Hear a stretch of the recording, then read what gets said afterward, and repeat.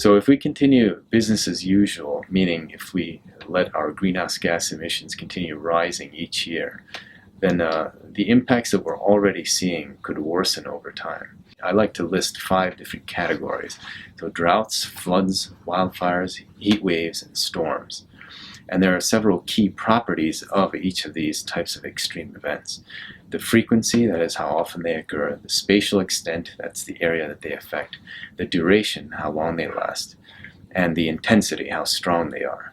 Even with the relatively small change that we've induced in climate in recent decades, we've already seen at least one of these aspects get worse for just about every category of extreme event around the world. If we continue on business as usual in terms of letting our greenhouse gas emissions continually increase, all aspects of all of these extreme events could worsen over time. And in addition to extreme events worsening over time, we've already seen food and water supply disruptions in various parts of the world, but they've been relatively limited. But the point is, under business as usual, food and water supply disruptions could become very widespread and long-lasting. And all of this is aside from major disruptions in natural ecosystems, many of which we depend on for basic services. So there is a bright side to this. We know how to essentially fix the problem. The way out of the climate crisis really is about changing the way we use energy. The way we produce energy is mostly from fossil fuels now. So about 80% of the world's energy comes from fossil fuels. That's coal, oil, and natural gas. The amount of fossil fuels that we've used so far is only a very, very small fraction of what's potentially usable.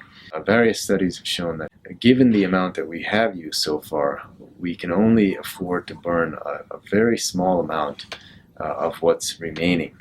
And therefore, like what's remaining, the huge chunk of what's remaining has to either stay in the ground or we have to prevent the emissions from reaching the atmosphere somehow.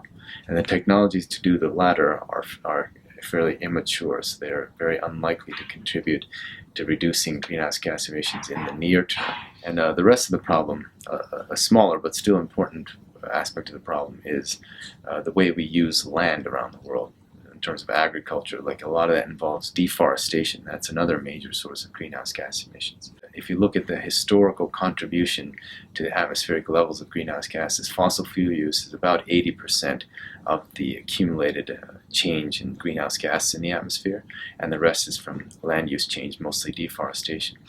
As far as energy, though, the good news is that the solutions are basically known to us very well, like alternative energies, so wind, solar, geothermal, sustainably designed bioenergy, also nuclear energy properly designed can be a big part of the solution. And energy and efficiency improvements, all these things can work together, and all these things are scalable right now. What's missing really is the will, not the means. The only basic barrier is the fact that the energy playing field is very heavily skewed in favor of fossil fuels. And there's 2 basic reasons for that. And one is that the fossil fuels are subsidized around the world to the tune of roughly $500 billion per year. And when you subsidize something, you encourage something, right? So subsidies to fossil fuels encourage fossil fuel use. The problem is the true cost of the fossil fuels isn't factored into the dollar costs, right? So the true cost means the cost to the environment in terms of air pollution and climate change, among other things, and the cost to human health.